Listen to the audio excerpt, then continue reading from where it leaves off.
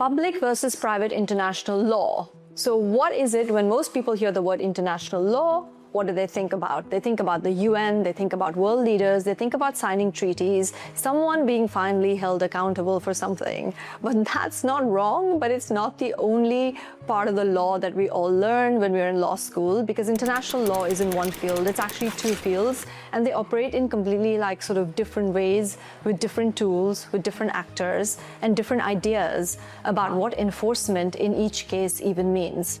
So let me explain. Public international law is the law of states. That's what we study when we study treaties, war crimes, sanctions, rules governing how conflicts are conducted and resolved, and how borders are really recognized and managed. It's really the framework that holds together international law and order, and that's not a small thing. It's obviously a big responsibility. The Geneva Conventions protecting victims of war, words you would have heard, the UN Charter defining really how states coexist, the Rome Statute, which establishes individual criminal accountability. So these are some significant legal achievements that have shaped how states behave towards each other and how law, order, history has moved and how populations have evolved. Enforcement is obviously complex, and it's worth being honest about why. I guess it goes back to something pretty fundamental, which is sovereignty. You would have heard the word sovereignty a lot recently. States are equal and independent by design, and when they built their international system, they weren't willing to hand power to a high authority above them. So really, it's a system that works through diplomacy, reciprocity, collective pressure, and long-term logic of reputation. Increasingly, economics has played a very important part. Sanctions, trade restrictions, access to capital markets, exclusion from international financial systems. These are what we call pressure points that give public international law its real leverage or its teeth in the modern era.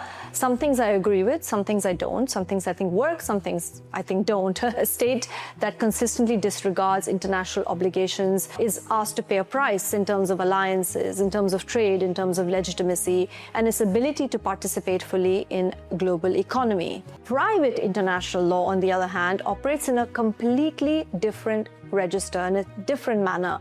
It's not at all about states, it's about individuals, it's about families, it's about businesses. It's the stuff that I do on a day-to-day basis. And anyone who has effectively cross-border issues, they could be commercial issues, they could be corporate issues, or they could be personal, things like divorce, custody, things like this. Somebody who dies, for example, owning property in 3 different jurisdictions, which law governs this inheritance? A business that falls apart mid-conflict, who bears the loss if the business has 14 branches around the world, headquartered in Panama, has different businesses elsewhere? So enforcement in a private international law is where courts issue judgments, assets can get frozen, decisions land in people's real lives. Well, not always immediately, but ultimately they land in people's real lives.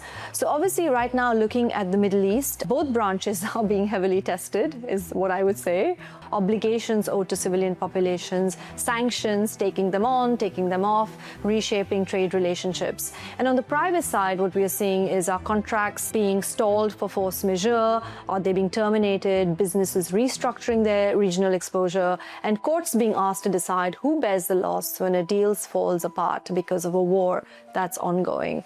So they're not separate conversations. They feed each other, they coexist. One is really how the world is run or how it's supposed to hold together, and the other one is really how private individuals and lives hold together. Of course, it's all interconnected, and it's really important to understand how all of this builds into the big picture and builds into stability overall.